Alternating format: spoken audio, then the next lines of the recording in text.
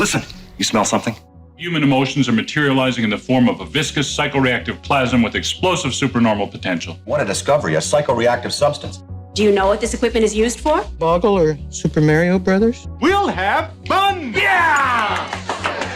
They're still doing it. Really quite good work there. My friend, don't be a jerk.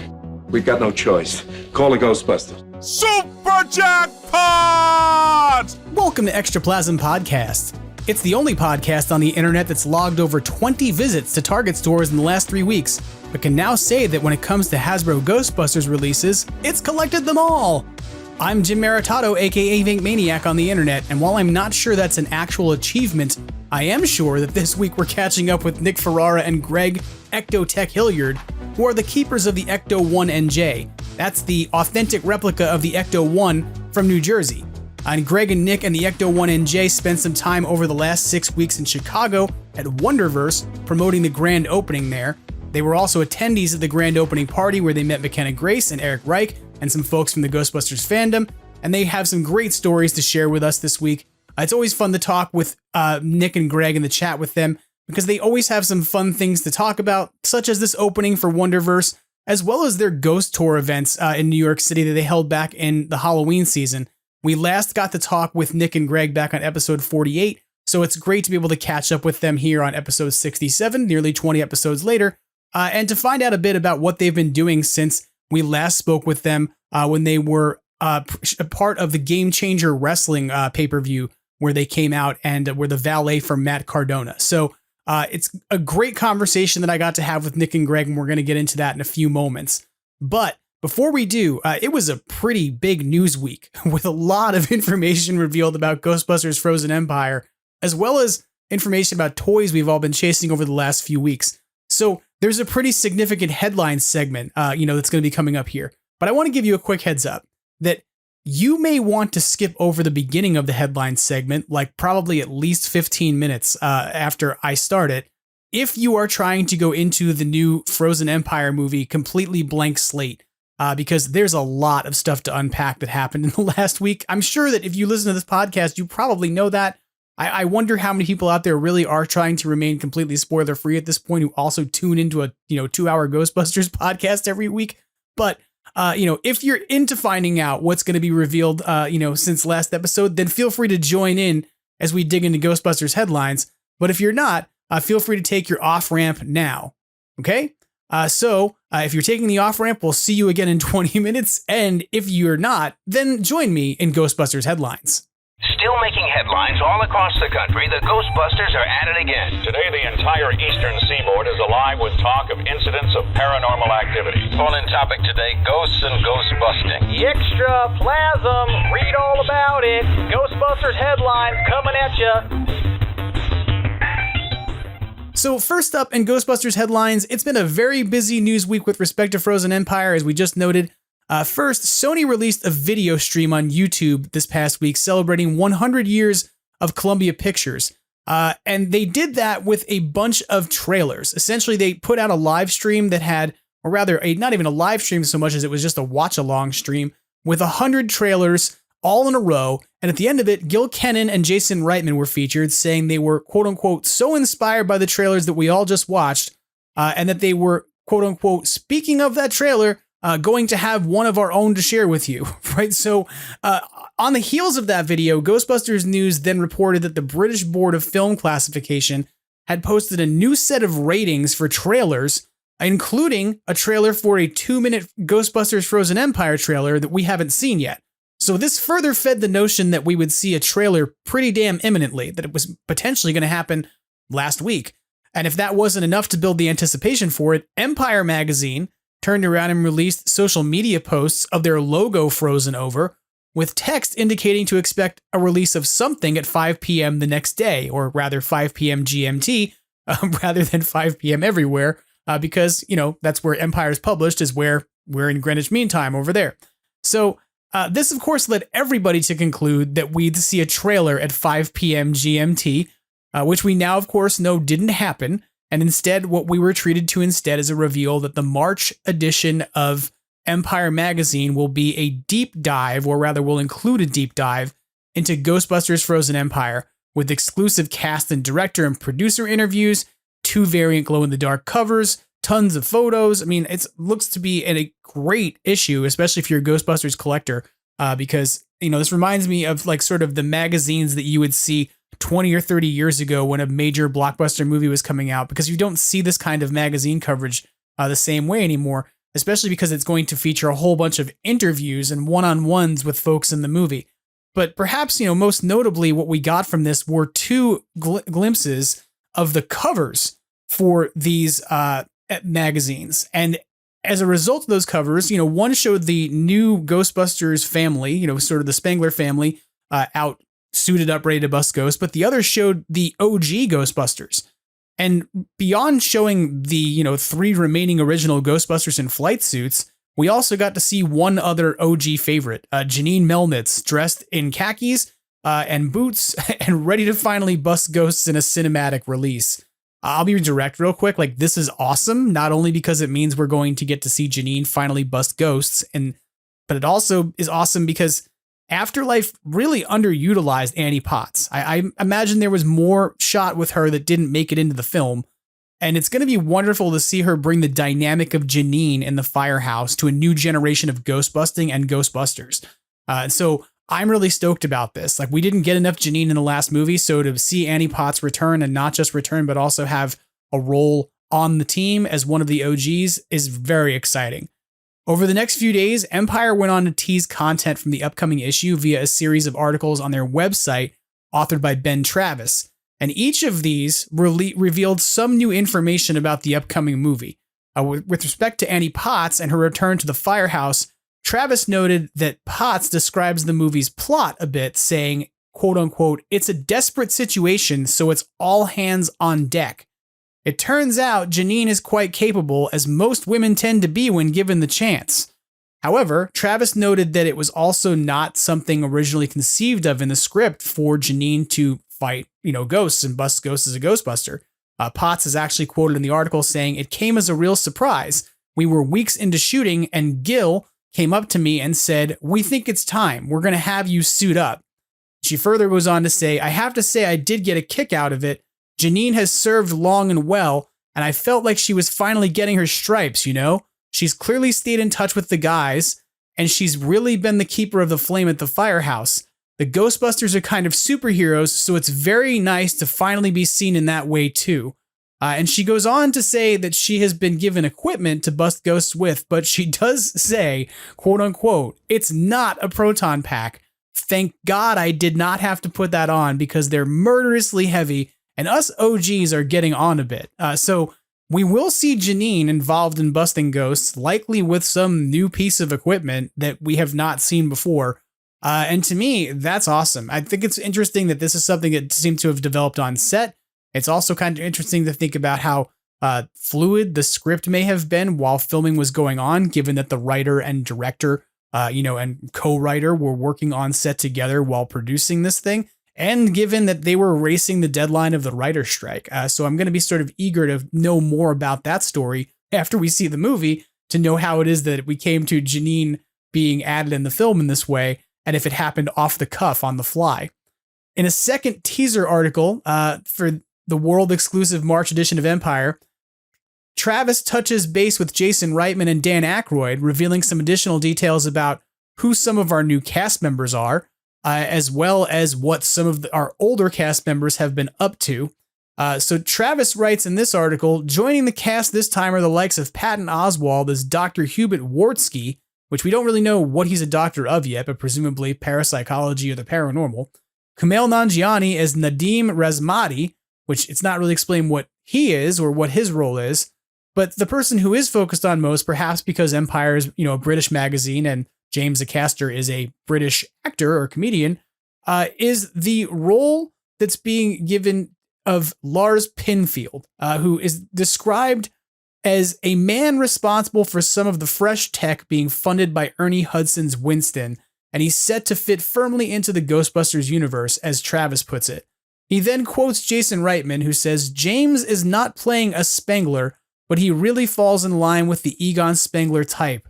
So James Acaster, who is, well known in Britain as a comedian and a podcaster, Apparently, we'll be playing a research scientist of some sort who's going to be working to develop some of the new technology that's seen in the research and development lab that we know exists. At this point, largely because the plot synopsis says so, and because there's a USA Today photo we're going to talk about in a few moments that also illustrates a piece of this.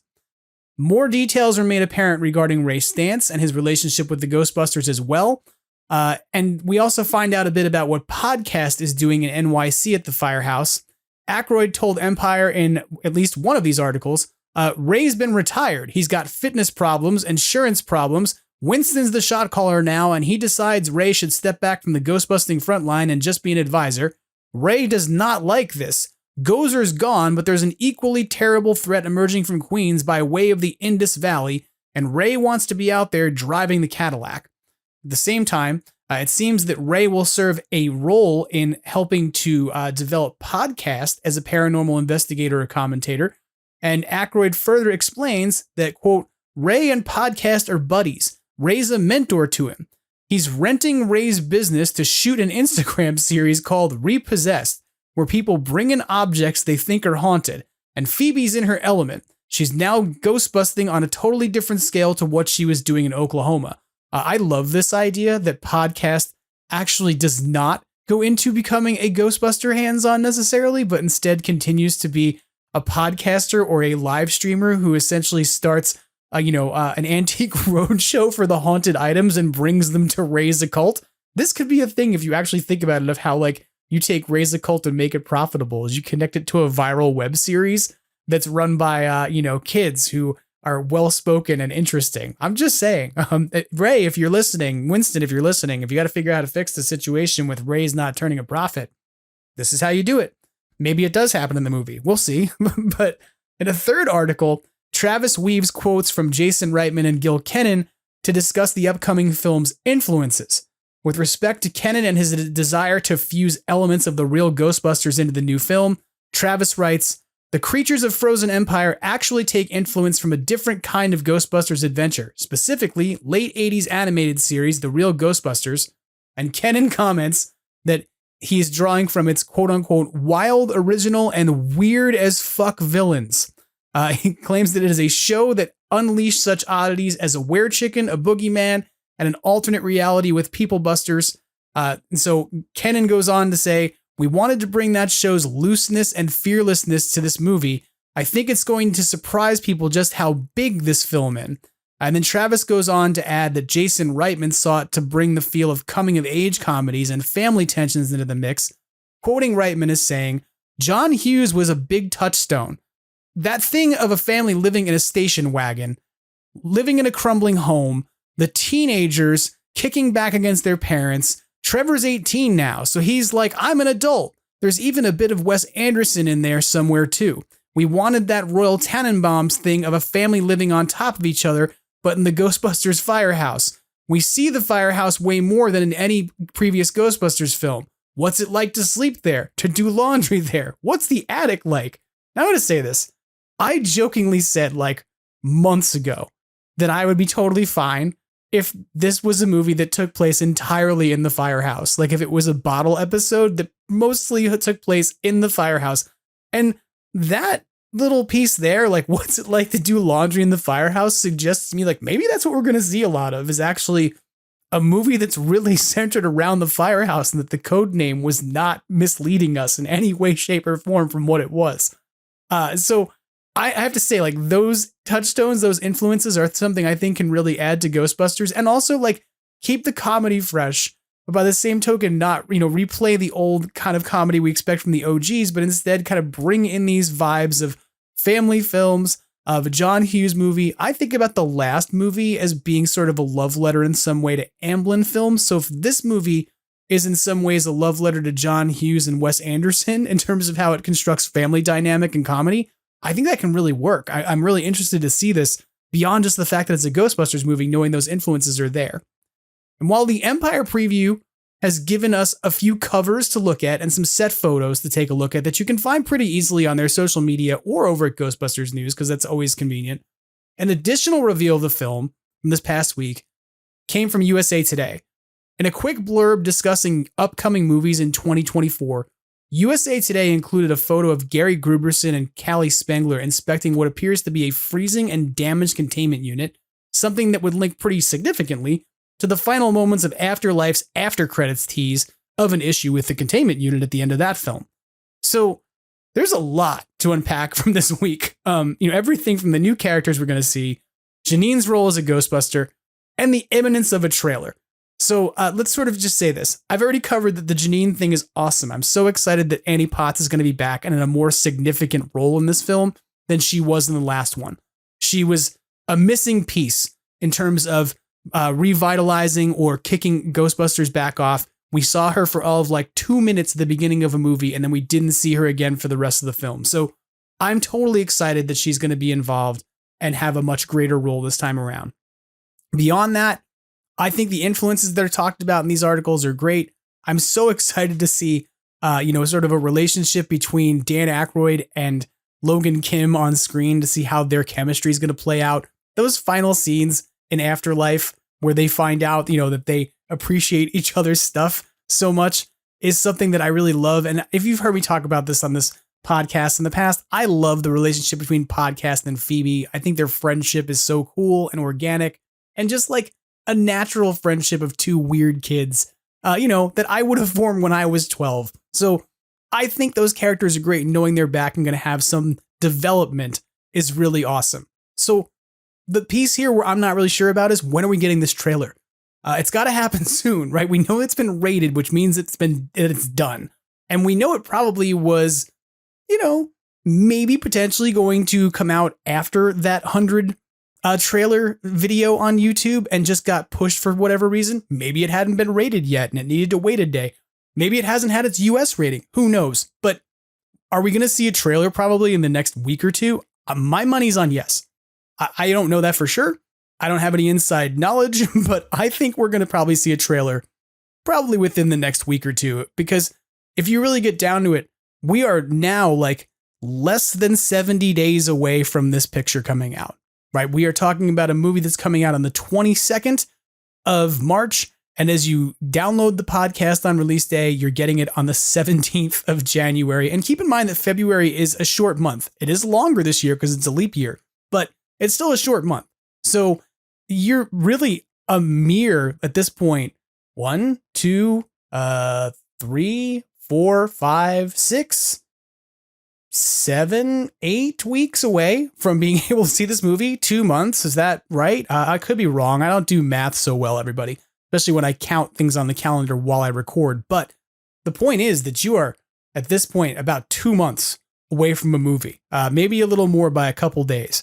So there's got to be a trailer that drops on us pretty soon. I'm hopeful that we'll get to talk about one next week or the week after, if not next week. But there's a lot here that seems really exciting and fun. And we haven't even gotten into, like, none of this stuff from Empire is the stuff that's like, what's going on with the big bad? Where does it come from? How does it manifest? We're not even in that. We're just talking about the fun parts of like who our, big cast of characters are. And I was thinking about this today that this is arguably the Ghostbusters movie with the largest cast we've ever seen. The largest cast of Ghostbusters related family people, etc. And I'm interested to see how that plays out. Ghostbusters has typically been something that when you get down to it kind of has an intimate cast of characters that you follow. And then a lot of little like character actors and side people who we chase down because we're like, hey, that person was a Hare Krishna in Ghostbusters. But there's a pretty finite group, of people who you can say represent the core of telling a story in the Ghostbusters universe. There's probably maybe, 8 or 9 of them at most that you would say are folks who are key and needed. Let's say like, you need Venkman, you'd need Spengler, you'd need Stantz, you'd need Winston, maybe Dana. That gets you to 5. Janine and Lewis gets you to 7, right? If you now want to go into stretching it, you could be like, we need to bring Oscar back. but like the point is that like Ghostbusters has really been about 7 or 8 people. If you add in like Walter Peck, for instance, as an example, or the mayor. I mean, these are smaller characters in that universe. But this is going to be a movie that has way more people in it who are actually Ghostbusters and related to Ghostbusters as an organization. And I'm really excited to see what that's going to look like. I think it's going to be really cool. So I think we did it. I think that we got it under 20 minutes in terms of making sure that anybody who tuned out to be clear of spoilers wouldn't get them. So we'll put a pin in the discussion of Frozen Empire here so that way folks can come back and begin listening to the podcast who are staying free and clear of it. But rest assured, when we get a trailer, we're going to talk about that pretty in depth, and you'll probably get a trailer reaction episode of Extraplasm to go along with it. So keep your eyes and ears open, and hopefully we'll see a trailer for the movie soon.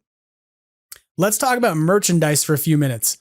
The first thing I want to talk about is Hasbro stuff. If you've been looking for something from Hasbro, then it's probably now available for pre-order at Entertainment Earth, with the exception of the Kenner Classics Fright Features figures. And that is because those figures are, of course, a Target in-store exclusive until April, as was reported by Ghostbusters News via Emily Bader, who is one of the the managers over at Hasbro who works to promote that brand and to promote this particular line. She had posted to the Ghostbusters subreddit illustrating and explaining that this would be a exclusive for Target at least until April. There was a point where when the things went live on Entertainment Earth on Monday of this week, where you could pre-order those figures and it said they would be available for February. It was an error. They have been removed from the website. And if you manage to get a pre-order in, then you should expect you're going to get those figures in April, and the rest of your stuff will arrive in February. But I will say this. I have been literally, as you heard me say at the top of the podcast, to Target like 20 times in the last 3 weeks. And I have 4 Targets that happen to be between my house and my job. They're all in a straight line. It's a weird thing. Southern California is a weird place. And we think you need a Target like every 6 miles. In the case of the town my job is in, we need 2 Targets a mile and a half from each other. But I digress. When you have to hunt for toys, this is really useful. And I can tell you that for weeks, there have been literally no contemporary Fright Features in my store. And at best, 1 Kenner Classics figure at a time. But the Ecto collection has been a thing that's been relatively easy to find, but only in like lots of 5 or 6, never the whole 12 case box. That appears to have shifted as of the Entertainment Earth release. And what might have been, just kind of like a planned release date by the 16th, to start the Tuesday of this week with in-stock stuff in stores. Every store that I hit out of the 4 had stuff in stock. And in fact, one of the stores I went to had 16 of the contemporary Fright Features in stock, meaning they had 2 full cases of 8. So if you have been looking in Target for the last few weeks, pulling your hair out, I know you're going to hate hearing this, but go back this week, because it seems like that stock is finally hitting the toy racks and is getting unboxed and put on shelves if it was already in the back. And if it wasn't, it seems like it's finally getting off of trucks. It seems really likely that a lot of stuff came into Targets in distribution tubs, meaning that they are like reusable, foldable cardboard boxes that a warehouse says, oh, this store gets 3 of this and 4 of this. So they were not cases coming in from Hasbro Direct, but encountering 16 figures, 8 in a case. So 2 cases all at once with an even distribution of each of the characters, as I did yesterday, kind of tells me that it looks like maybe the distribution strategy is shifting from, hey, what's in the distribution tubs to, hey, what cases are coming in. So I don't know that for sure. I don't work at Target. I don't, work at Hasbro, but I do hunt for toys quite a bit, and I'm done with this round for sure. But if we get more information about what's going on with those toys from Hasbro as it comes available, be sure you're following Extraplasm on social media, because if you've noticed over the last few weeks, I've tried to give you as much information as I can about where things are coming in stock so you can grab it easily and reduce the stress of your toy hunt.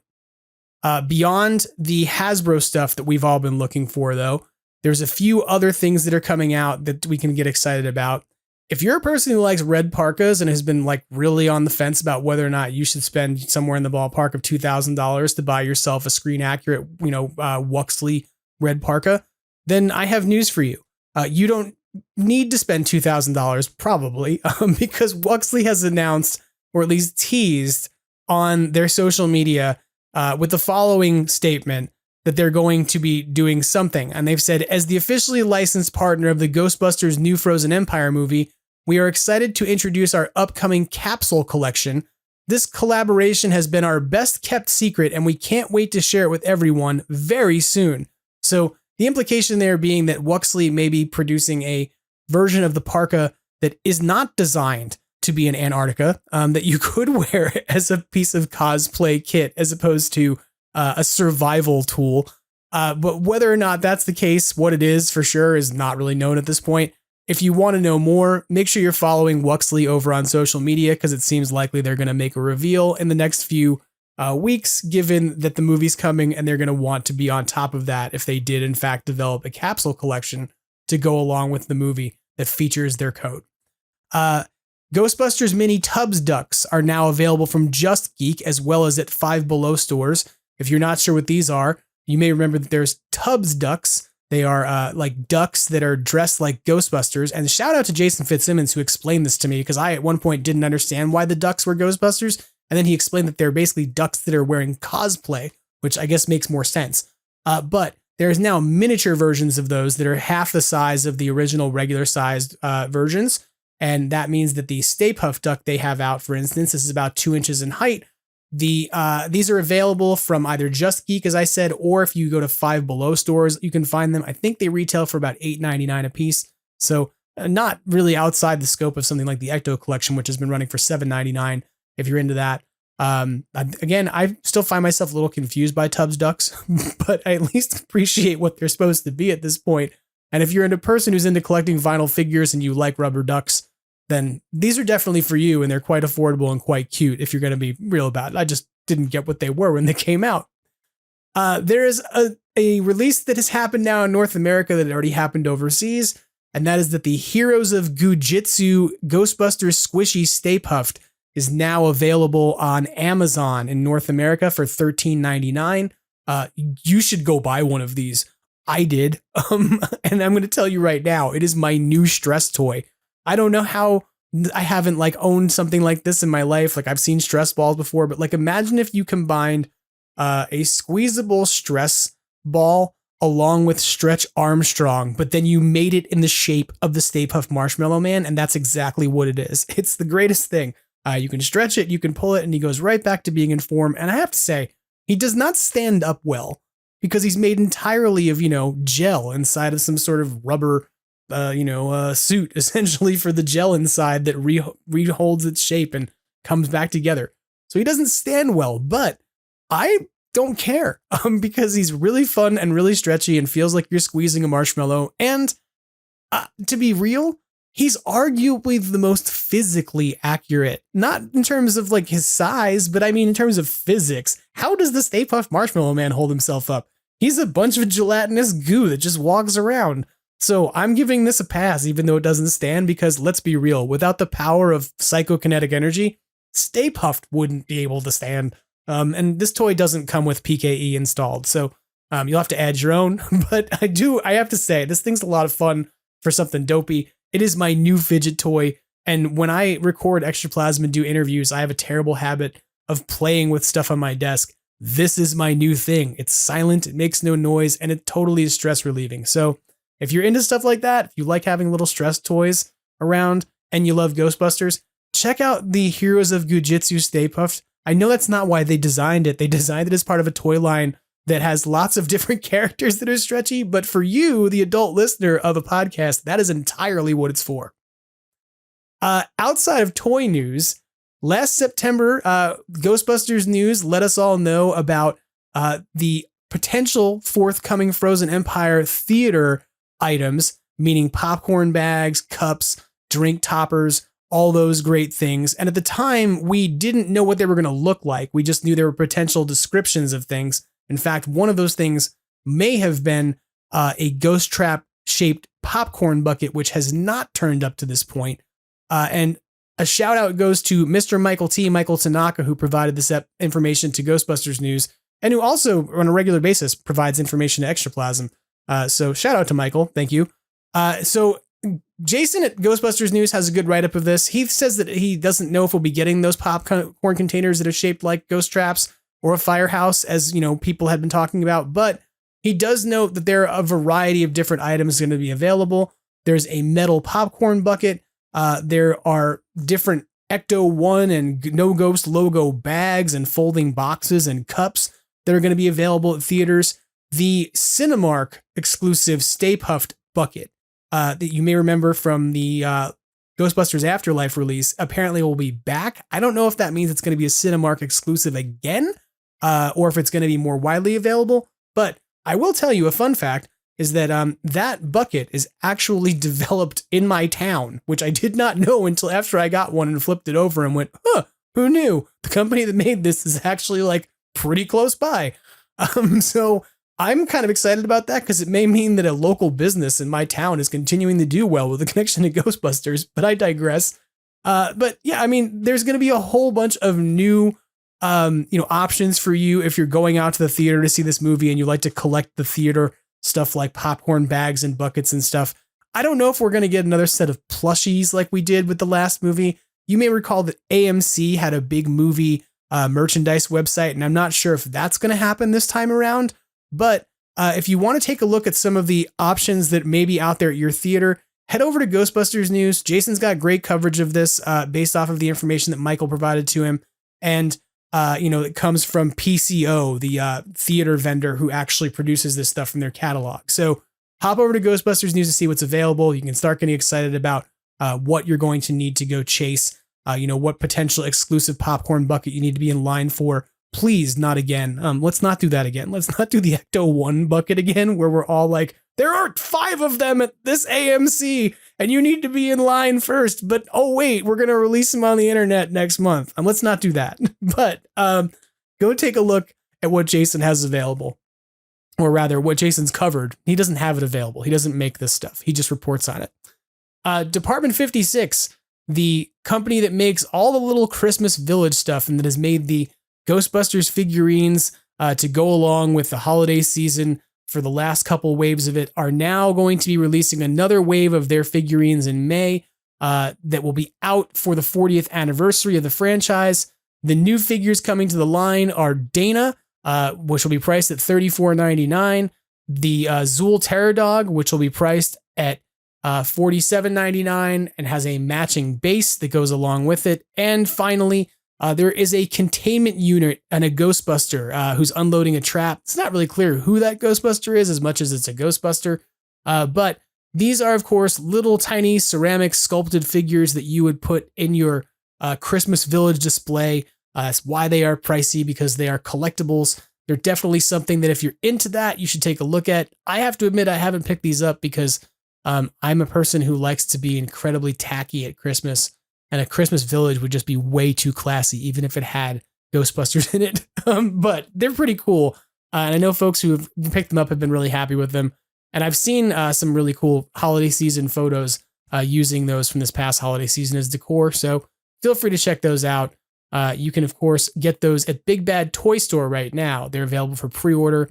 If you can't find them there for some reason, you can hit up Ghostbusters News to find the links in Jason's coverage. Last few things we have to talk about as merch this week are unofficial merch items, and they're not so much new items as much as they are reminders, and make sure you do it if you want to get it done. The first of these is that if you're interested in Ghostbusters autographs and you'd like to pick up an autograph from McKenna Grace or Finn Wolfhard via the containment unit, they are going to be closing their signing on Sunday the 21st. It's your last opportunity to get on board. The cost for a McKenna Grace autograph is $60 plus shipping. The cost for a Finn Wolfhard autograph is $90 plus shipping. The cost for the two of them together, do the math. But essentially, this is an opportunity to get something signed and to certainly get two of them to sign something together. This is always the challenge of doing a project, is trying to get two of the principal actors in a movie. And this is your chance to get something signed by both of the Spengler kids from Afterlife and obviously from Frozen Empire. So this is something that if you want to get done, you need to act pretty quickly because, again, it closes on the 21st. That's Sunday. If you're interested, go over to TCU Collectibles on Facebook to read the information and see what 8x10 photos are available.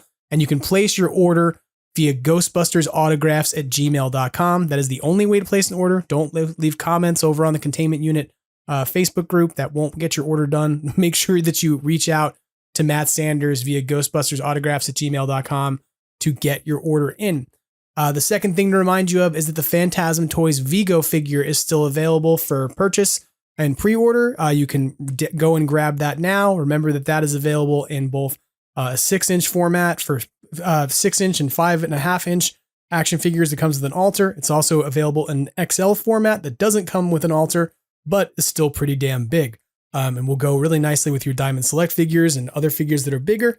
Again, grab those from phantasmtoys.com before they're not available. They will disappear pretty soon. And the final thing I want to tell you about, sort of in Ghostbusters headlines, that's my fun thing for the week, is I have talked about this in the past, and I teased it way back in the Scrooged episode when Jason Fitzsimmons was on doing the commentary that not everybody necessarily listened to because it wasn't a Ghostbusters thing. But Jason has been building an enormous Ghostbusters firehouse with his 3D printer for the last few months, and I have been privy to this project as it has unfurled and been completely amazed by it, so much that I just want a $1,500 3D printer now and don't know why I buy action figures. But he has been using files from Ghostbusters Gear, who you can find out on social media, and you can subscribe to their Patreon and get 3D files from them. But you've got to see this firehouse. It's like the Kenner firehouse, but like upgraded and way better and taller and bigger, and doesn't have the limitations of not being able to fit your Ecto-1 through the door with the gear installed on top of it, etc. It's amazing. And Jason's got a great video over on YouTube where he exhibits this thing and shows off what he has built. I can't stress enough that, like, if you're a Ghostbusters fan and you like toys and collectibles and action figures, you have to see this thing. Like, part of me wants to get it and turn it into a cat house for my cat and just be like, we're going to build this, make a cat scratcher and do some cool stuff with it. But it's awesome. And it's really made me start thinking, between the Proton pack that he built a few months ago from Real Ghostbusters, as well as this project, why I don't have a 3D printer. Why I haven't made that investment, because with the amount of money I spend on collectibles and stuff, I could be making some myself, right?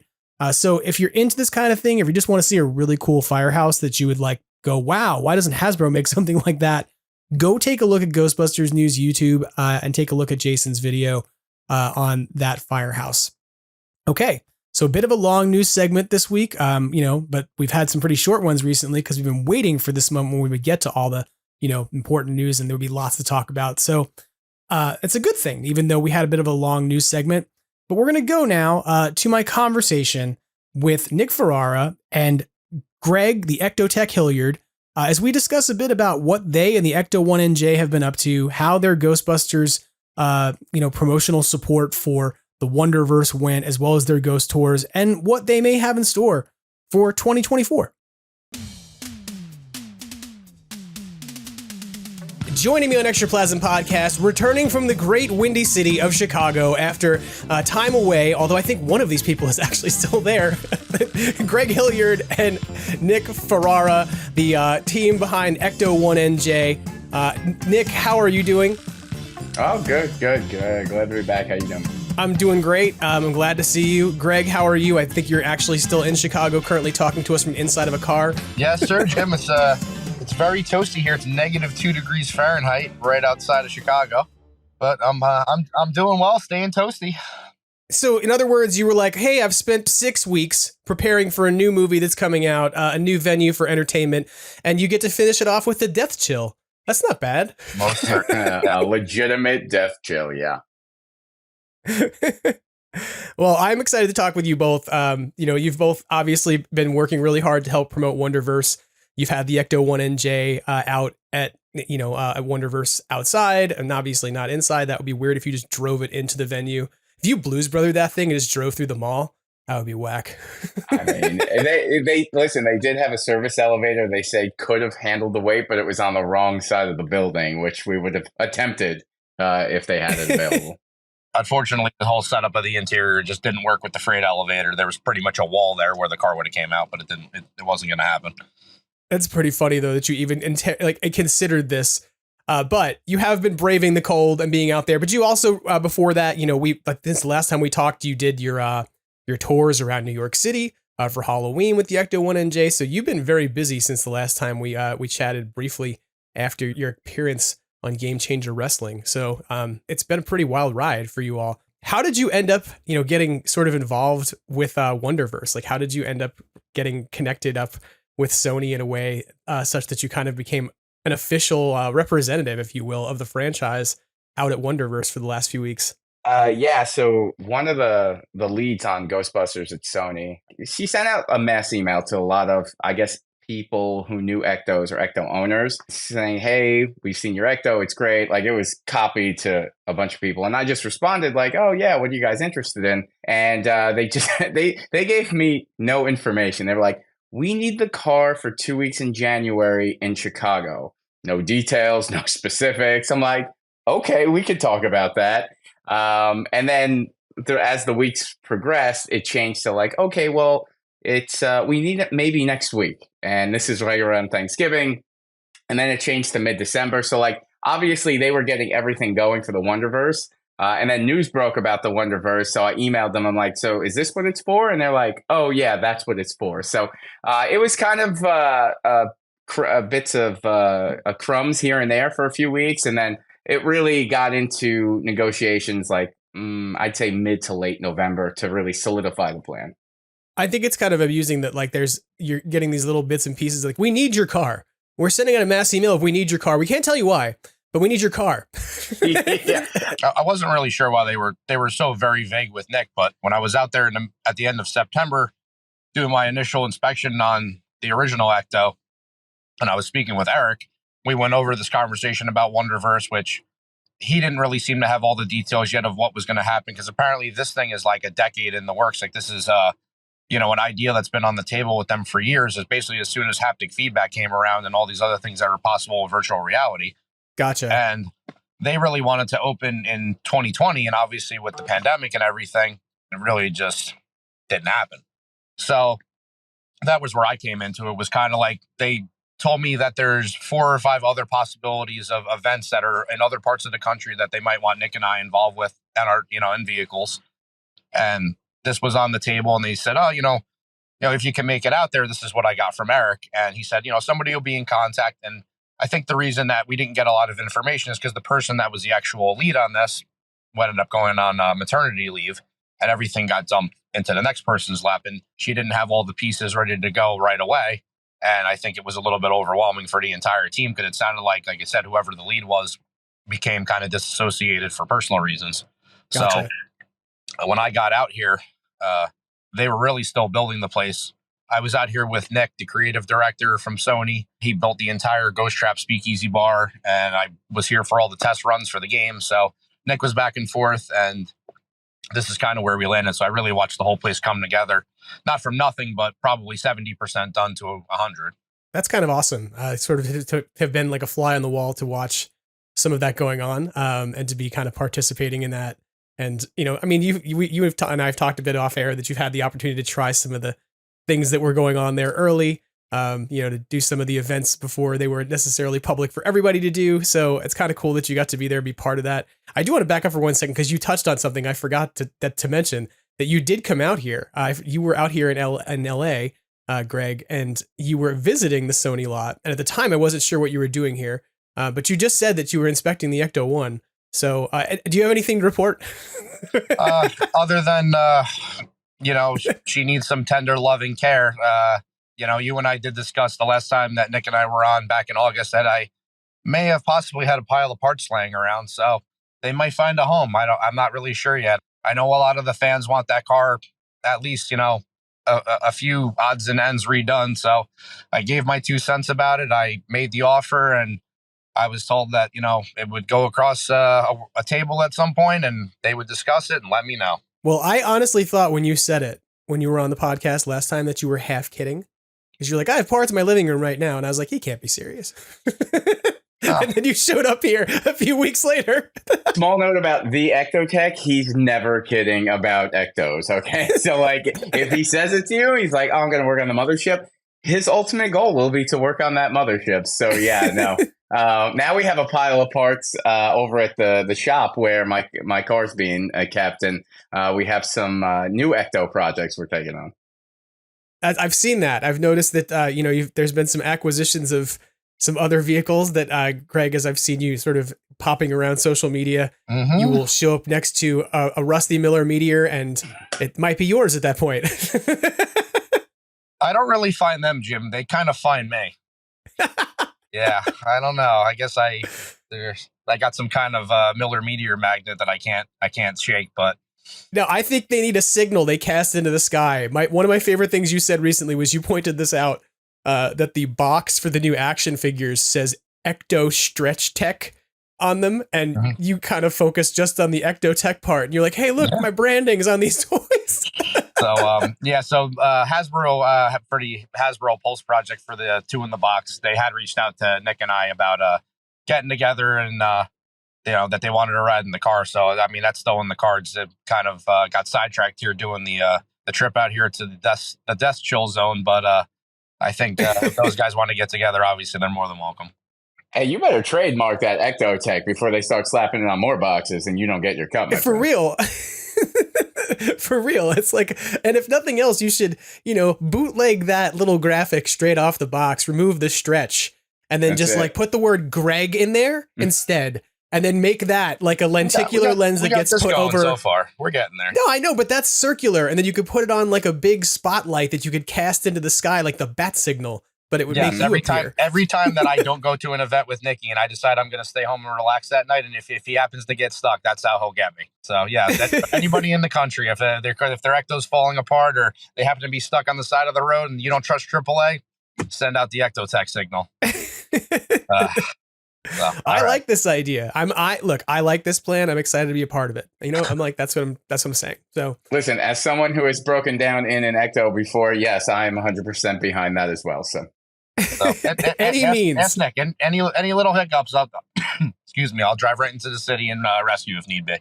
So I wanted to ask you a bit, what was sort of involved in getting the car out to Chicago? Like, you don't drive this all the way there, obviously. That would be like, hey, let's just like put lots of wear and tear on the old girl. So like, what's involved in trying to get that gigantic car?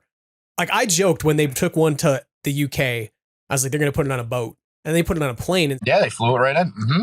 So how do you move the car from Jersey to Chicago?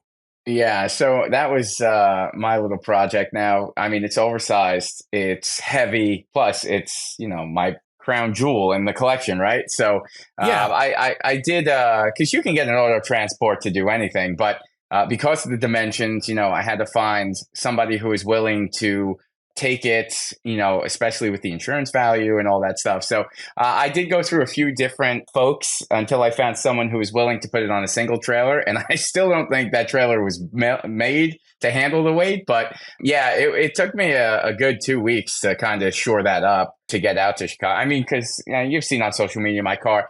Locally, I have a guy to tow it anywhere on the flatbed that moves from out, Long out. But something like that, you can't do locally. So it took a couple weeks to get that set up.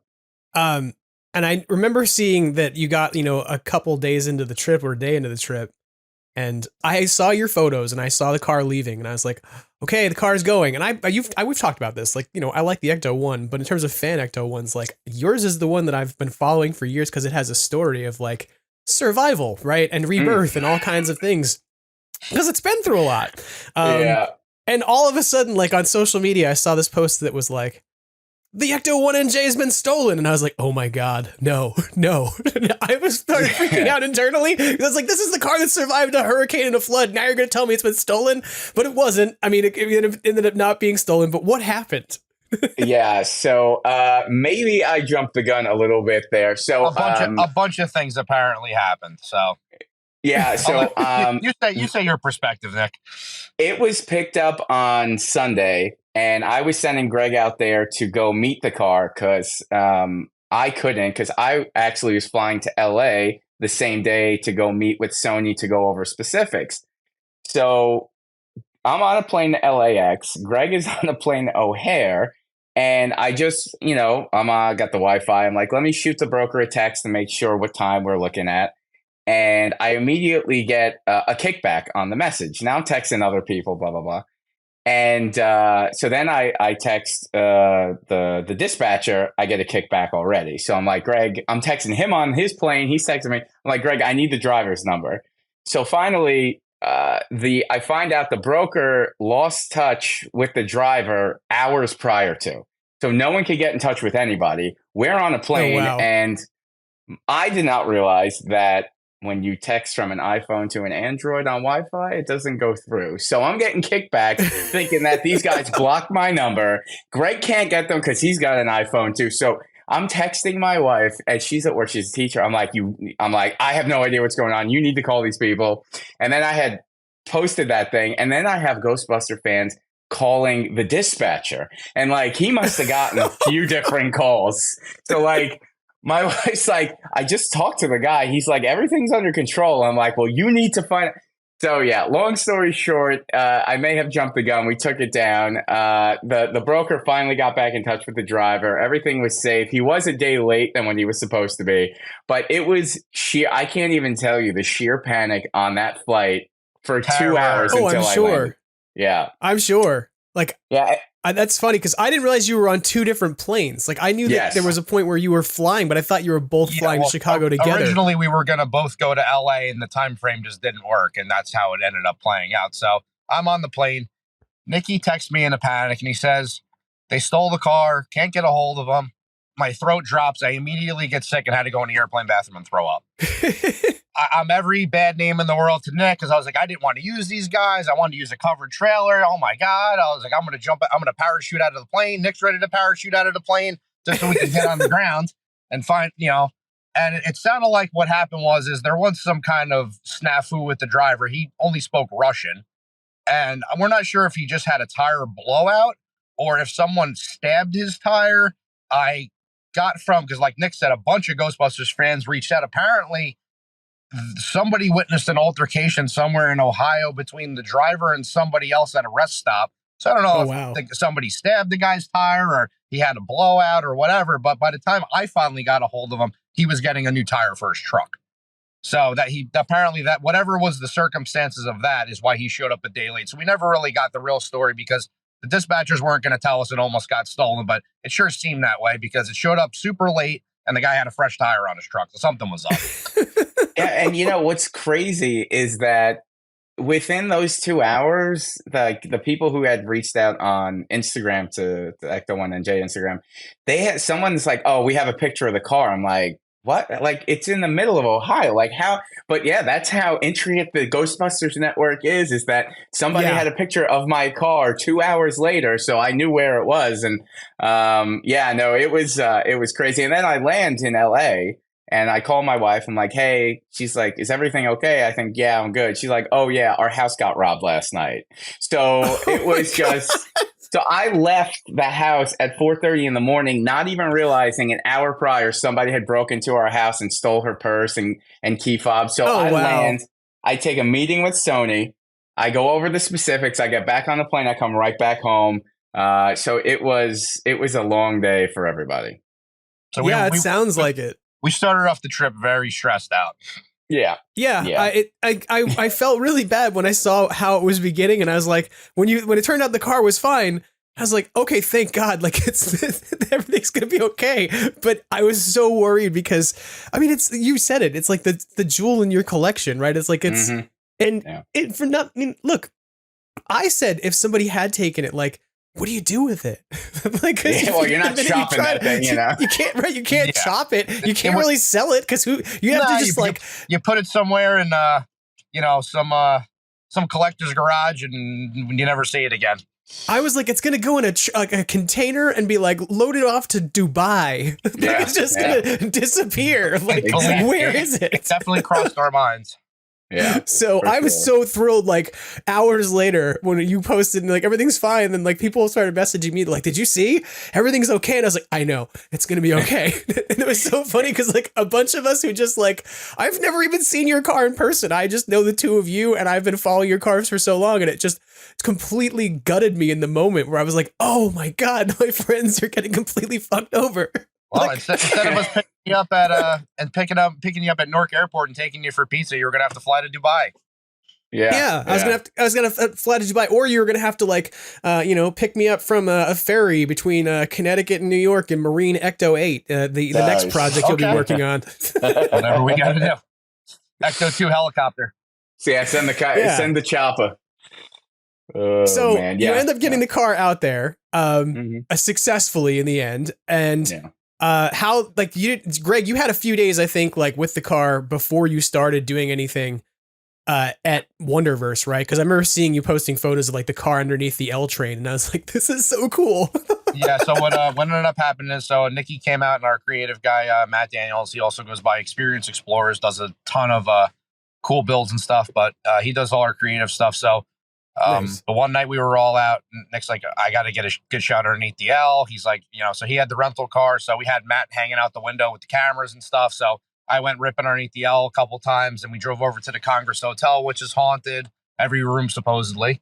We also stopped at Chicago Theater. We stopped at Macy's. We just drove through town a little bit, and the response was ridiculous. I pulled up in front of the Chicago Theater, and Nick and Matt pulled up, and they were doing some glamour shots right in front. And I ran up to the cops, and the cop rolls down the window, and I said, hey, just so you know, we're going to be taking some shots. We're doing some promo for Wonderverse. He goes, I was rolling down the window to see if I could pull up and take a picture. He was like almost bothered that the fact that I asked him if I could have the lights and the siren on and stuff in the middle of town. He's like, like almost like he didn't want to have the window open just because it was too cold. So, but everybody it's like plausible loved it. deniability. Yeah, I came off I delivered it to the storage place yesterday, and a state trooper was there, and I was coming up the ramp, and he gave me a thumbs up out the window and a couple other ones, and the town loved it. Everybody loved it out here. It was crazy because they've never seen it or one like that, to that level of accuracy. Yeah. Well, I mean, I also think about this, like you expect to see the Ecto-1 almost driving around New York City because it's New York. It's where Ghostbusters happens. But, the Ecto-1 driving around Chicago is a little different. Although, I mean, there's a lot of ties there between the folks who were in Ghostbusters and most Chicago. Definitely Second City and all that for sure. Before we took it into Chicago, we actually took it out to Volo Auto Museum, which is off the beaten path. So, I mean, we were all over Illinois. We wanted to see compare the two cars and everything. So, our girl did good out there. And I will say this, when we were on the podcast last time, we were talking about ghost tours. You said that, if it was in a different city, it wouldn't have the same feel. And I agree with you. Driving it around Chicago, there was a lot of joy and happiness, but it didn't feel the same like driving it through New York City. I love Chicago. I'm a deep dish guy, but it definitely had a different feel than it would be New York City. You're wearing a New York Rangers jersey, and I respect you and love you a lot. But you just said you're a deep dish guy, and I'm gonna have to take that very personally. But yeah, it's one of those things I don't talk too much about. I had some other one out here. I had some steak pizza out here, and I was in. What was that? I don't know. I had a Dorito steak or pizza or something out here, and that was fantastic. I think that even beat the deep dish. So, but nothing's like Roma in New York City. You both know I'm a pizza snob. So when I saw Greg had arrived in Chicago, he said, I'm going to go get something to eat. And I was like, stay away from that freaking pizza casserole. Yeah, it's definitely that. It's a pizza pie, but not the kind of pie you want. It was more like cherry pie. but not in a good way. So once you got settled in Chicago, though, how did the experience at the Wonderverse go? I mean, I know you were there for several weeks.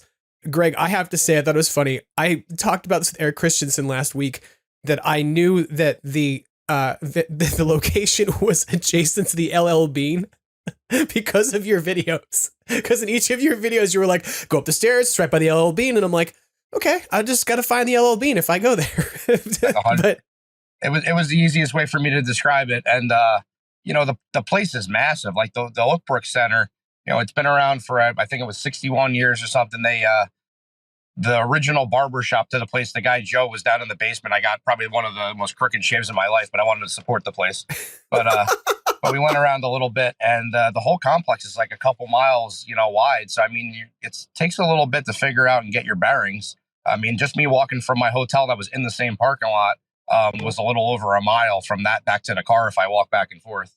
And yeah, I mean, the response that we just got at the whole Oakbrook Center, I mean, from the police department there to security to the other people that work there. But like you said, you just pop over to LL Bean, you walk up I was calling it the Rocky Stairs. There was like about 100 stairs there to get up to the venue, or you just hit the elevator. But, I was trying to show people where it was at because it's such a new thing.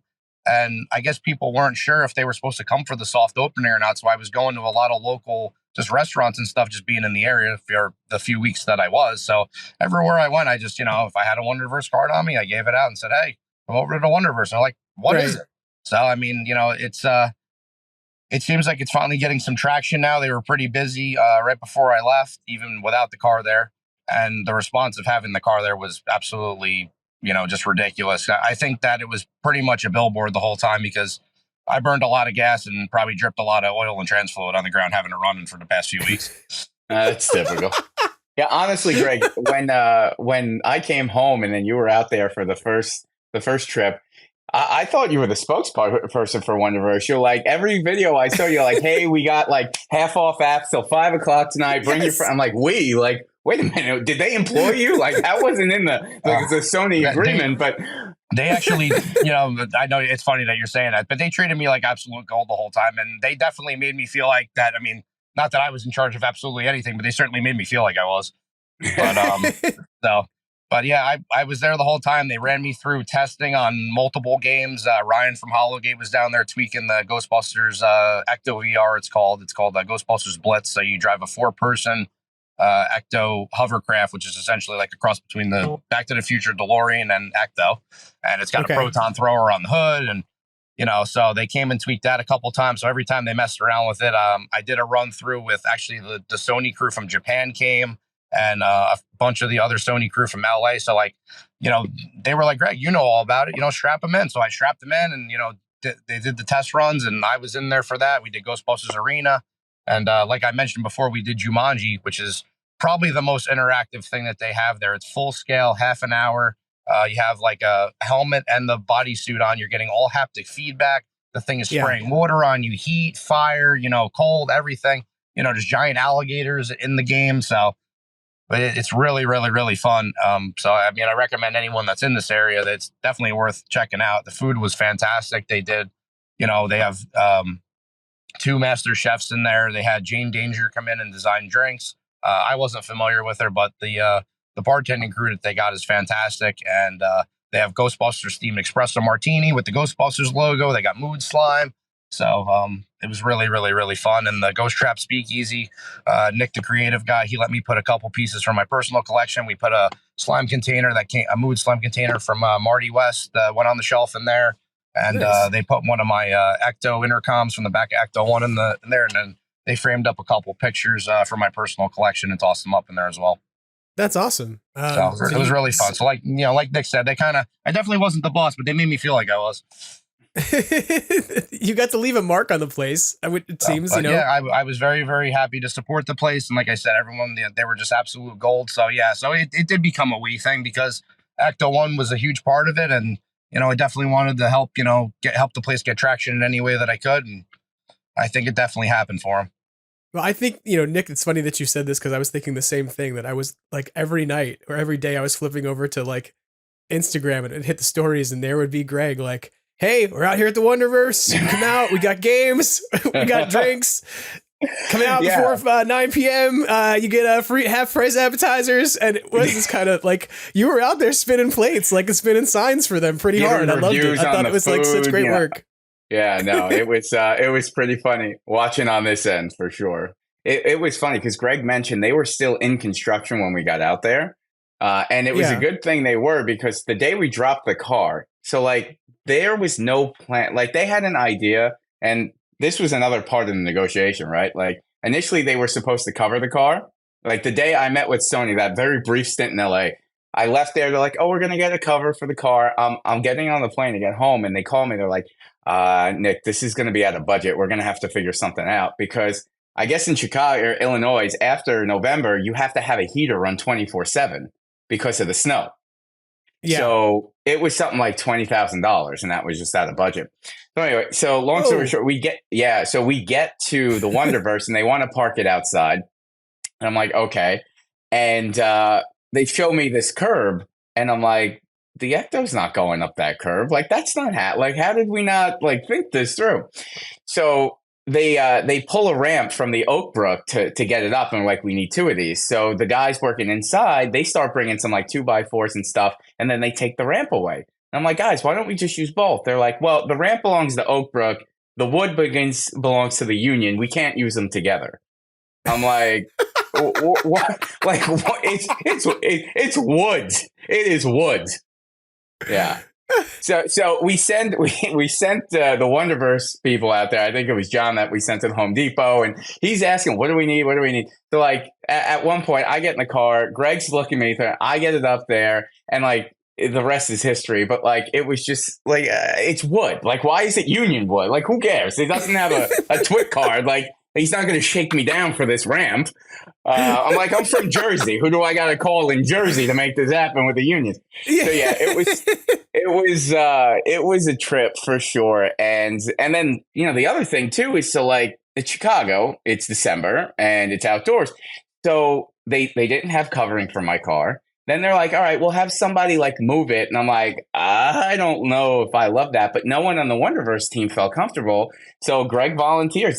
So I talked to Sony, and the cheapest option was to have Greg stay out there for the soft opening, come back home, and then go back out for the rest. So they covered his room and board because it was the only option. But yeah, so there were some, you know, hoops to jump through. But yeah, no, the whole Union Wood thing got me. I'm like, this can't be real.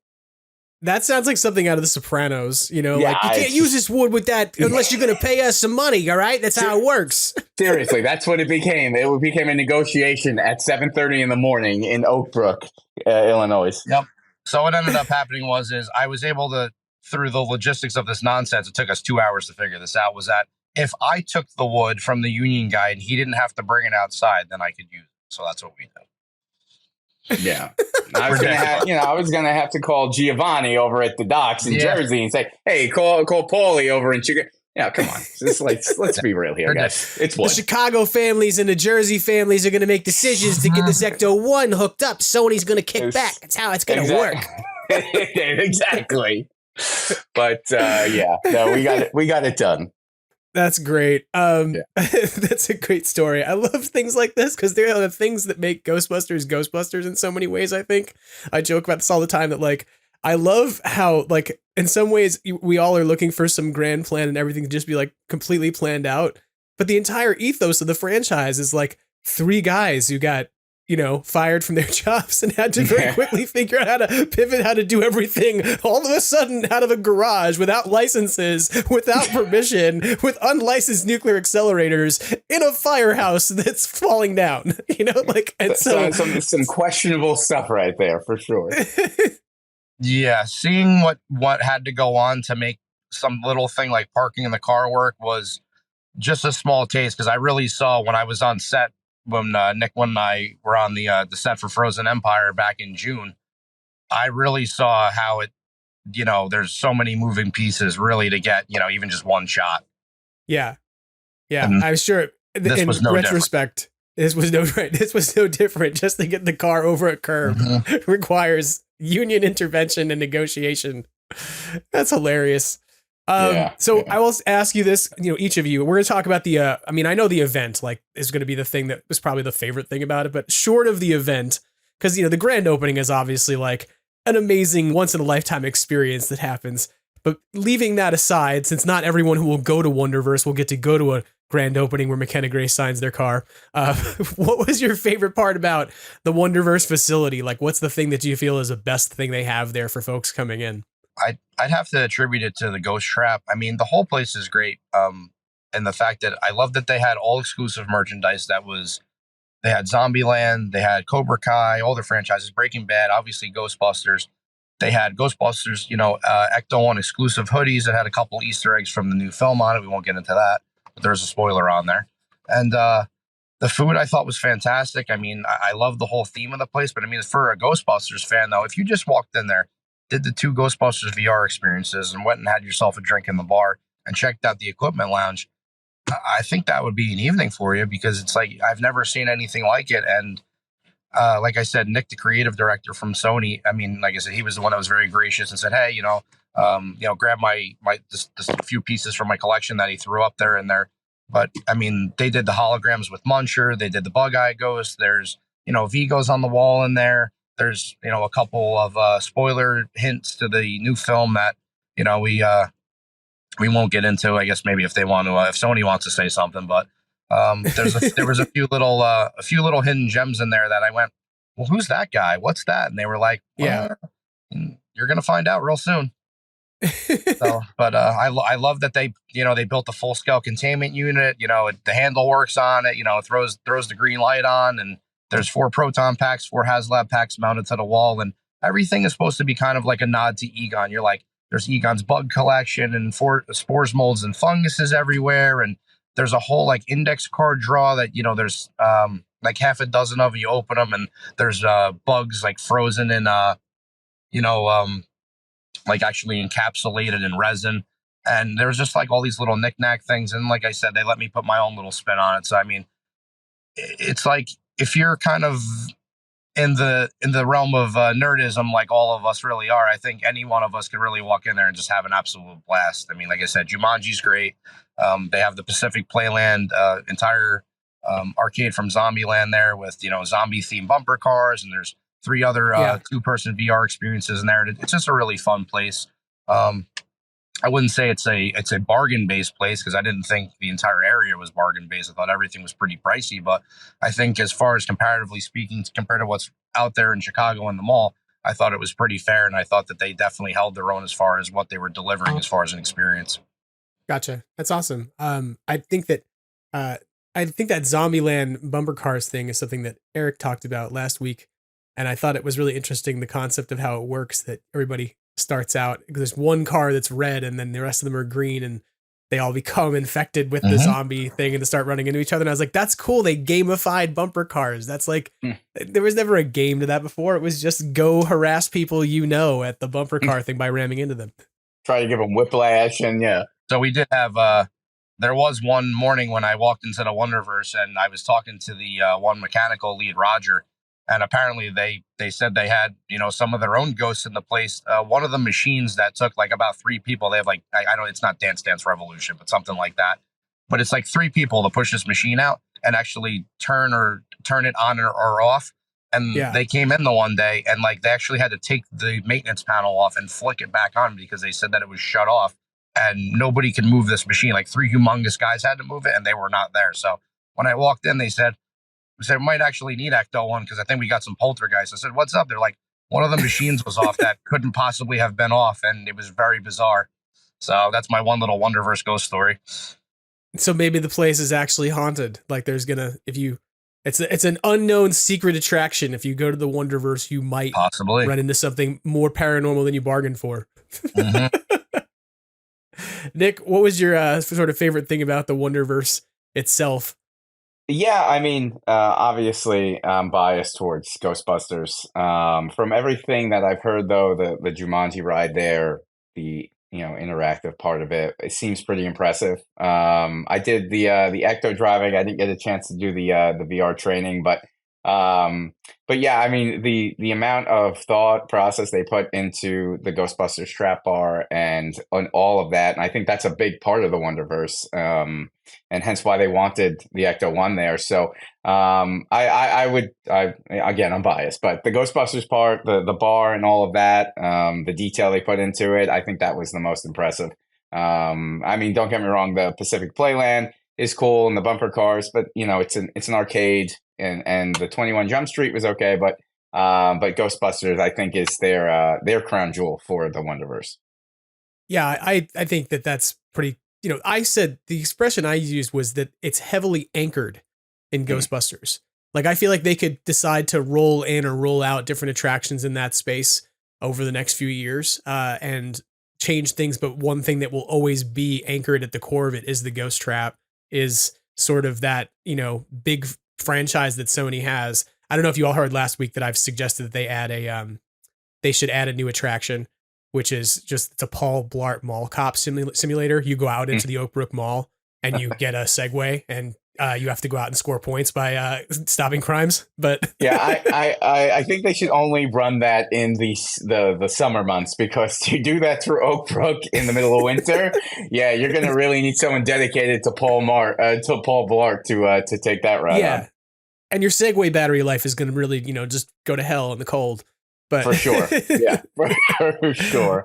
But you're right, and they had talked about too, interchanging some things out, because you look at, if you're selling, you're looking at marketability, right? So you have Zombieland in there, you have Jumanji, 21 Jump Street, all of those franchises, for the most part, there's nothing new coming out. And listen, Frozen Empire, whether you're a Ghostbuster fan like us, I think it's going to make a ton of money. There's going to be a third movie. There's going to be a bunch of other stuff. So that's really, I think, the cornerstone there. And then we'll see how Sony progresses and then switch things out if need be. Yeah. But I could totally see them deciding to do, like, say, a Cobra Kai pop-up in that space, right? Like, that's another IP that they're connected to. And so if they wanted to, especially with a Karate Kid movie that's going to be coming down the pike, there's the potentiality that maybe they decide to do some sort of, like, as opposed to the Bad Boys Racing section of the arcade, they decide to instead do a series of, like, fighting simulators or something, but I'm also, I'm intrigued because, like, the Jumanji thing reminds me of the way the Void was set up when they had the Void thing for FanFest. The Void was like a chain of different VR places, and one of the key stories they had was a Ghostbusters mission that had a lot of the same kinds of things, like the floor moved underneath you, or like had different consistency and vibration. Slimer would appear as you came down an elevator and slime you, so you get sprayed in the face with water. So it's a lot of the same stuff that you guys have talked about and that Eric's talked about last week with Jumanji. And so I wonder if we might ever see, like, a revitalization, like if they could get that content from the Void and bring it to that environment would be a thing that would be cool. So, but we'll see, I'm excited about it though. I think it's cool, and I'm hoping I get to visit. Let's talk a bit about, the big event. Cause, like, Greg, you were out there for several weeks, and then I actually asked you, like, right before the holidays, I messaged you and I was like, where is the car going? Is it going to be safe? You're going to go home for the holidays. What's happening with the car? And you were like, it's fine. It's going in a facility. It's going to be safe. So it was safe. Yes. So Nick was able to find a collector car garage, which, obviously the car world is small. So it turned out a couple of the guys that worked there somehow knew a couple people that I knew back from back home that are involved in the car scene. So that was comforting. But it was it ended up in a private collector garage with 200 vehicles worth about a total of $50 million. Wow. And there was some very rare pieces in there. Shelby Series 1. There was a SLR McLaren Mercedes. There was a 62 Cadillac Eureka 3-way hearse. Very nice. The promo car from Liquid Death was in there. Their hearse, and a couple hundred other cars. That's pretty wild. At some point, someone asked me if I knew where the car was, and I was like, "Oh, I think it's like off in a warehouse somewhere safe." Like, no, she was very cool cars. She got a little spa time. They gave her a wash up, down, inside, and out, and they finally got the last little bit of the window tint done that I wanted to get done. It was supposed to be a surprise for Nicky for his birthday, and then they sent him the bill, which was excellent. So, but it ultimately got done. The car looked beautiful, and the media opening was absolutely excellent. I was, more than well aware Eric Reich was coming, but he had hinted to me leading up to that, somebody else was coming with him, and I kept hearing it was going to be Bill Murray, and then I heard his monetary request was quite extravagant. And but they told me, they said, well, we're going to have, one of the main characters there for sure, at least one. And I'm sure you'll be impressed. And I was overjoyed. McKenna was absolutely spectacular, nicest kid in the world. We met Mom. They're just absolutely gems of human beings. And obviously, I've had dealings with Eric Reich before, and he's always been he's the best, and he's super supporting of the entire franchise, and he makes sure that it keeps having traction, it keeps on rolling. I've jokingly said for years that if Ecto-1, meaning like the actual car, goes somewhere, then so does Eric. So to have Eric show up where your car is must now mean that, like, your car is official. Like, that's well, just like we made sure and this was all Nick's doing, because he was the one that sprinted 20 blocks to go get a Sharpie.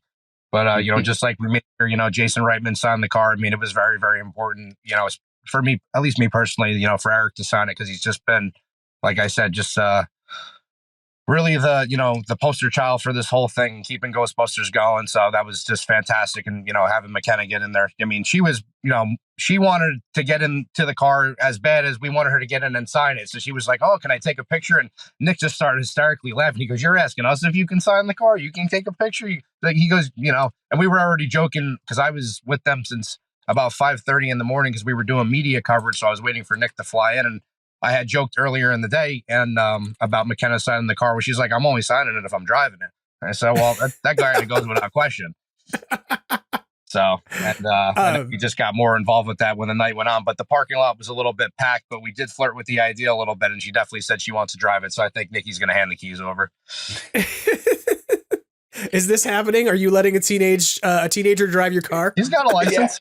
Yeah, it's funny because when I landed, Greg was telling me, he's like, some of the Sony guys were saying, McKenna could drive it, right? And I'm like, Greg, how old is this kid? Like, so I'm like, all right, whatever. So of course, she was doing her promotional thing, taking pictures with all the Ghostbuster fans that were there, and Greg's like, don't worry, she's gonna, Eric said she'll do it, it's not a problem. So towards the end of the night, we go over to Eric. They're like, all right, we're ready to leave. They come down. Greg's getting the car already. So I'm walking down with Eric and McKenna. Nice kid. Greg mentioned her mom was traveling with her. So I said to her, so rumor has it, you want to drive this thing? She's just like, well, I mean, if it's on the table. I'm like, all right, well, let's get down there. So yeah, like Greg said, she asked, like, can I get in it? And I'm like, you're the Ghostbuster here. Like, why? Of course, like, sure. So, and she gets by it. She goes, oh, it smells just like the one on set. I'm like, yeah, that's great. Unless you drive it 8 hours a day and then you start to see things. But yeah, you really from the fumes, she means, right? Like from the fumes from the engine. When I would get home from ghost tours, like pulling 3 a day, my wife would be like, please just sleep in the shed somewhere, because the amount of fumes that would be on that jumpsuit would be ridiculous. But so she gets in, she signs it, and I asked her point blank, I said, you want to take it for a spin? And you could tell she was a little uneasy. She's like, well, I think she maybe only has her permit, I'm not sure. But her mom was like, yeah, McKenna, come on, do it. I'm like, really? If you want to, I'll sit next to you, make sure, because it's a little different, the gear ratio. But you could tell she was a little maybe uneasy about the tight space that we're in. So I said, listen, don't worry about it. So she signed the car. Eric got in, signed the car. We took a few pictures. And I said, McKenna, listen, I don't know what the plan is for the premiere, but if you guys want to ride, my car I gutted it out like a limo. And she's like, what do you mean? So I show her. She's like, that's amazing. I really want to do that. That would be awesome. Her mom's like, oh, what's your information? I said, Sony has everything. I said, if it's in New York or even in LA, you just let us know. We'll happily do it on the arm. We'll come take you. So I don't know. We'll see what happens. I from what I was told, Sony hasn't figured out the premiere yet. Greg is much more on the social. So if that does come along, you definitely follow EctoTech. You'll be the first to know. I'm going to be the first to know before anybody else, because if I don't get a direct message that tells me from somebody about where premiere is, I'm going to be like, what? Why did I find out from social media? You sons of bitches. We will, Jim. I don't want you to turn into Vec Maniac on me, so. What does that mean anyway? You said that yesterday in a message. You were like, it's your own name. I'm warning people. You said, I got to tell Nick to get back to you because I don't need you to turn into Vec Maniac on us. Now I imagine that, like, what that means is that I turn into a giant green Bill Murray looking monster that's just like, I have an 800 number. Don't look for my agent. It's more like that purple monster that Egon turns into on Real Ghostbusters when he's possessed. It demands pizza and Ghostbusters exclusives. That's what it does. Most definitely. But if that card's going to go anywhere, especially to a premiere, we'll definitely be dropping a line about it. Okay. Tell me a bit more about sort of how the night there went at the grand opening. I know you met a lot of folks. I know I saw you in photos of Ghost Beacon. Shout out to Phil Kessel, Ghost Beacon on YouTube. How many folks were at the premiere? Or rather, I keep saying premiere, but the opening. Yeah, it was more of it was a media opening. I thought we were going to get a trailer, just the small lot of us, and we definitely Nikki and I definitely prodded quite a bit. And I heard a rumor that a certain fellow of the crew had some quite good footage on a flash drive in his pocket, but we didn't get to see it. So. We poked and prodded the whole night to see, whatever information we could get or whatever little teasers. But we had the Windy City Ghostbusters there, the Central Illinois Ghostbusters, Circle City. I know some of those guys came out. I met, I believe his name is Josh Chitwood. I met him. Eric Christensen. Me and him been kind of online friends for a while, just messing around with each other. And sure, I walked up to him and it was my suggestion for Ghostbeak and Phil to come out. I said, hey, Phil, I said, what are you doing? I know he's got new babies and a wife and all that. And I said, hey, what's it going to take to get you out here? And I said, if you can fly out, I said, I think we can squeeze you in. So definitely want to do that for Phil. Always love that guy. We have a blast with him on Ghostbusters Day every year. He's just an absolute gem. And I just wanted, I wanted the fans that didn't get to go there to really see what the experience was like. So that, it was very important to have Phil there, obviously have our guy Matt Daniels there, doing some coverage.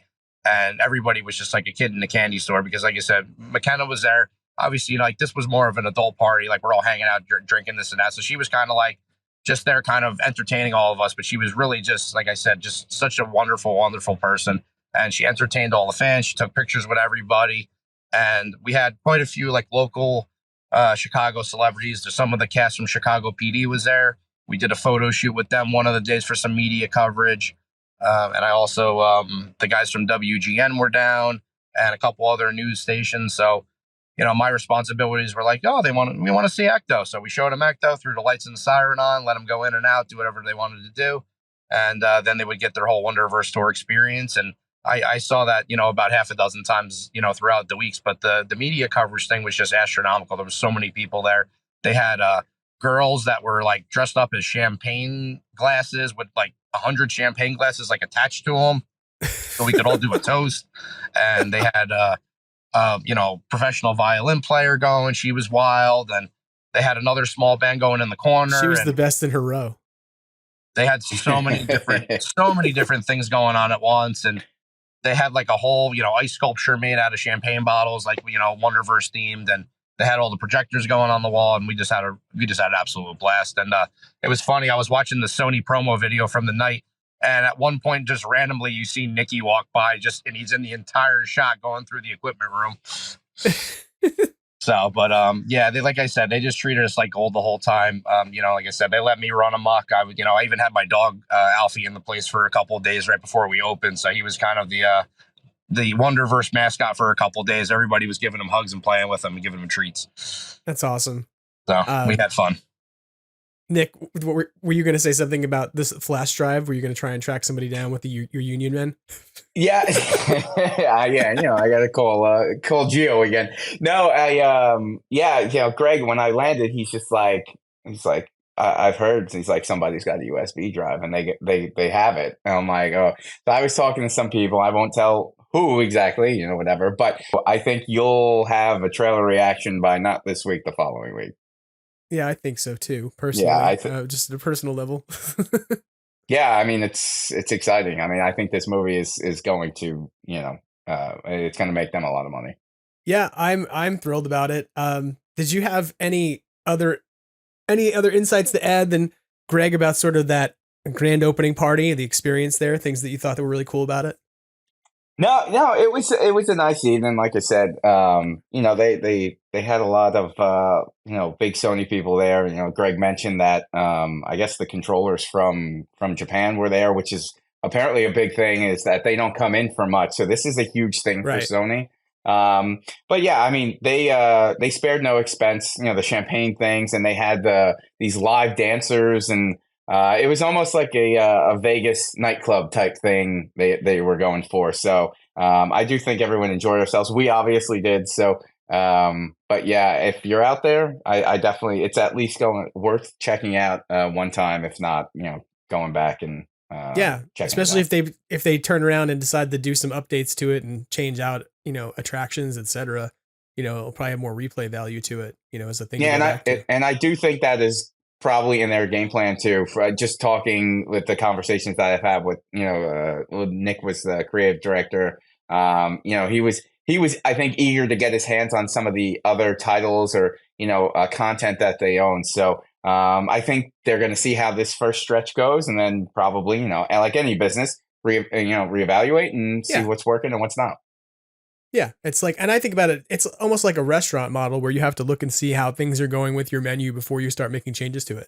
Right. Yeah. So you've got to see what you're selling and what you don't. And maybe you find out that you're not selling, crab cakes because you're in the middle of Ohio and nobody wants to eat landlocked crab. I don't know, whatever. But, Well, I didn't really get a chance to talk with you much about this when it happened. We talked a bit about Wonderverse now, but how did your ghost tours in New York City go? Because I didn't get to really check in with you after them in a podcast episode. And is it something you think you're going to do again in this coming year with the 40th anniversary and such? They were wildly successful, and we did about 30 tours. I did about 24, 25 myself. Greg did about 5 or 6. And the one word I would describe for them would be humbling. Like, it was incredible, the response that I got every time I had someone new in the car. We had people fly from Florida, California, Colorado, the UK, Austria, Germany, Mexico. We had a family drive down from Toronto for the night just to take this tour. Whoa. It was it was incredible. And I don't think there was one tour that wasn't, this is one of the best days of my life, or you made my dream come true. And that's exactly what I wanted to deliver to people. Right. And that's exactly what we got. So, so yes, to answer your question, ghost tours will be coming back. Obviously our schedule with the car has been Chicago now. So she's going to come home. We have a couple of events, but, there will be more ghost tours. You know, there's a list of people who want to get on it.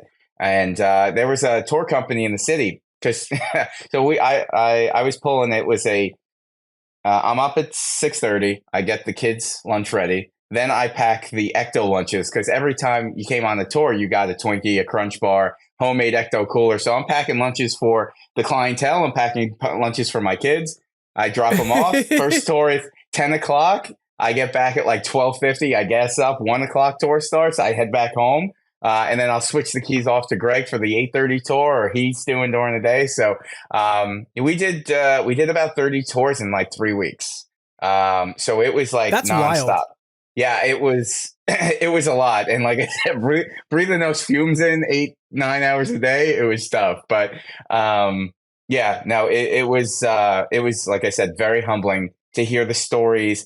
And like, my thought process would be like to pull a lot of Tobin Spirit Guide and tell stories about buildings, but like some people were okay with that, but other people like, I don't care about that. I just want to know about the car. How did you get it? When did you get it? And they wanted to share their Ghostbusters story with me, which was really cool. You know, how many people, you know, built their own proton packs when they were a kid. And the one group from Kentucky, I had posted it. He did a laser cut of ghost tours, and he hand did it.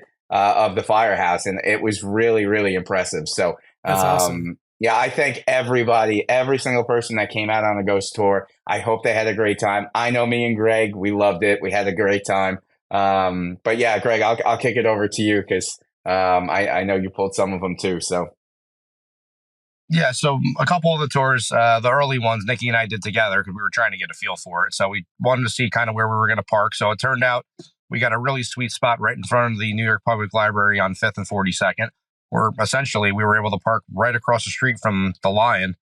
Every time we got there, it was basically just throw the lights on, hit this one corner, and we were able to park every day. And the one tour that I did, I was flying solo and I had a group of 4 in the car, and I'm getting them out at the library, and there's all these, SWAT and terrorist units and all from the NYPD all floating around. Whoa. And this armor-covered van pulls up to me, and it has all these little windows on the side, like just little vent windows. So I got the car sitting there, and I had just shut it off, and I'm unloading the people out, and I'm putting the proton packs on them, and all of a sudden, I see like 12 hands come out with cell phones, like all out of this van. And I'm like, what the hell's going on here? So now I'm like, I got to mess with these guys. They're definitely taking pictures of the car. So the guy that was closest to me, I grab his hand, I go, what are you doing? And he goes, oh, I'm just taking a picture. So I said, guys, I said, why don't you get out? So they pile like a clown car, like 15 guys out of this SWAT van, all like multiple guns on them, like, armor, helmet, flak jacket, the whole thing. And they're all next to the car, like, these big goofy smiles on their faces. And they just absolutely loved it. I'm hysterically laughing. So the clients that were with us, they loved it too. I had a couple from Staten Island and their friends, and they all just got such a huge kick out of it. So they all walked over to the Lion together. They all took pictures. So that was probably the most fun one that I did, but everyone had such a blast. And, Nikki and I are very overzealous with lights and siren and all that. And the NYPD has just been so welcoming of all that. The FDNY, they absolutely love it. It's actually like a lot of the time we don't have the stuff on. They're like, we want to see some lights. We want some sirens. I was like, okay. And a lot of times when I was rolling through Times Square, I would just throw the PA system on and I would put Higher and Higher on, or I would put the Ghostbusters theme on and I would just blast it. Nikki knows that little speaker on the PA is really loud. Oh, so loud. So loud. And I would just hit Times Square a couple of times and there would be totally just traffic ridden. We'd sit at the same traffic light 2 or 3 times, with all the cabs and all that. And I would just start throwing Ghostbusters music on and the people would just lose it. So the city loved it. Nikki and I loved it. We got, like you said, we got pretty dizzy from the carbon monoxide and the other stuff. Yeah. But I will reveal that we have a summer-based Ecto now. We do have the backup vehicle. My vehicle, Ecto-1 NJ South, is going to go in the mix. So we got air conditioning in that car. So we'll see if we can pull double duty now. Yeah, I was going to say, if you get the air conditioning, you potentially can run some tours probably around the 40th anniversary with the Ghostbusters Day event coming around, right? So yeah, I've gotten a few requests for that already because the car will be there for Ghostbusters Day. Buffalo asked to bring it back, so again, everything is out there, and the PA, like Greg mentioned, the PA is probably my favorite tool in there because I let a lot of people brought their kids, so that was the thing too. Is I had to figure out how to get a liability, and people are like, "Yeah, no problem, I'll sign whatever you want." I'm like, "Okay, great, sounds good." Throw the 4 kids in the back. So I'd let the kids just go on the PA and scream at people as we're going, like, "Who are you gonna call?" And they would nonstop do it until someone answered. But it's so cool because Greg will tell you, you do a 10 a.m. a 1 p.m. You're going through the same route for the most part, but you're still getting a reaction because the city's so vast and so big, and it doesn't disappoint. So just as excited as they're getting, it's a different emotion from another group that you're driving down. And it's a pretty surreal feeling. That's why I touched on the Chicago thing, because it was fun, but nothing will ever compare to driving that car through New York City. Right. And the reaction that you get from New Yorkers who kind of almost see the city as a character in the movie. I'll always say that. The first movie, New York is a character in the movie. All the different character actors who show up who are sort of playing little pieces of New York, that's part of what makes the movie the way it is. It's kind of part of what makes it have the aesthetic it has. And I even think Ghostbusters 2 doesn't have, even though the Statue of Liberty's in it, obviously, and shows up and walks down the street, it doesn't have the same sense of New Yorkers in it to me, as background characters and actors and things. But obviously it's a huge part of the movie. But I think it's really cool that you did this. I love that you did the Wonderverse stuff, and I think it's absolutely amazing. But I was totally in awe of the fact that you were going to be doing those ghost tours. And the last time we talked about it, I was like, how much do you think you're going to get done with this? And your conditional statement was, however much she's going to let us do, right? Whatever she will let us do until she breaks down. And then she held up for you the whole season. Yeah. So there was only one day where I had to call Greg, and I am learning from the EctoTech. He guides me. So I had to change a fuel pump on the fly, which I did correctly. It took me a little longer, but she was a little short on trans fluid. So I had to, Greg came out and we got her going. But yeah, she handled great. The scariest part for me was the very first tour I did. It was Comic-Con weekend. A cab was in gridlock and starts backing up, and I had to slam with my hand out of the driver's side to make sure he didn't hit the car. Because I know we had talked. So, but after that, there were no close calls, nothing like that. You just cruise in that thing. So, the sight lines aren't very good, but the people help you out as you go. So when you come into the city, do you come in through the tunnel or you take a bridge? Lincoln Tunnel. So whatever's convenient. Yeah.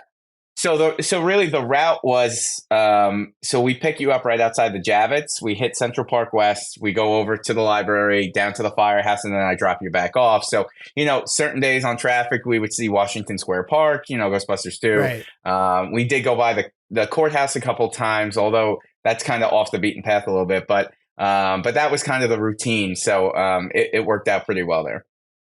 But I think that's amazing. And I think that, I said this when you were going to do it, that I thought it was cool because it was a way to go live your Ghostbusters Day, personally. Go have your experience riding around the Ecto-1 because it's the thing that's really hard. Like finding an Ecto-1 to ride it to begin with is hard. Riding one in New York City is like unicorn level achievement in my mind. It's like, it's not a thing that happens to most people, but you made it accessible to a whole bunch of people. And I'm excited you're going to do it again because I think it's such a unique and cool thing to be able to do. And that, it's that thing of driving around New York City and feeling like you are in the car inside the movie. Will you change the tour in any way to accommodate the things that happened in this new movie? Like, have you given thought to like changing up the route or like adding new stops along the way? I am open for anything. So absolutely, if people want a Frozen Empire tour after we see what this is, I'll create that too, and that way it's more fun for people because they could go on the '84 traditional tour or Frozen Empire tour. So, and there's some other things that me, Greg, and Matt, my creative guy, that we're gonna put in the car as like I had mentioned, you could watch the movie during. Or we have some fun safety videos. We just didn't have the time to get that done and produce the right way like we would want. Like I wasn't going to put some half-ass video in there. So that's some newer stuff that we're gonna bring to the table. We'll definitely. I'm excited to see Frozen Empire to see what it entails, and then we'll fuse that right into to Ghost Tours.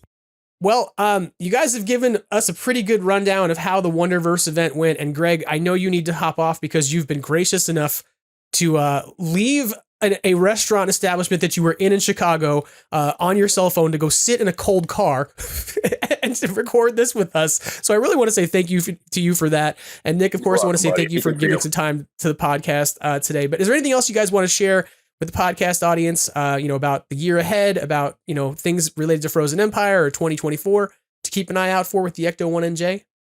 Yeah, Ecto-1A is on the way, baby. We got 1A on the way. All right, we'll keep an eye out for that big burly tank on the back. Mm-hmm.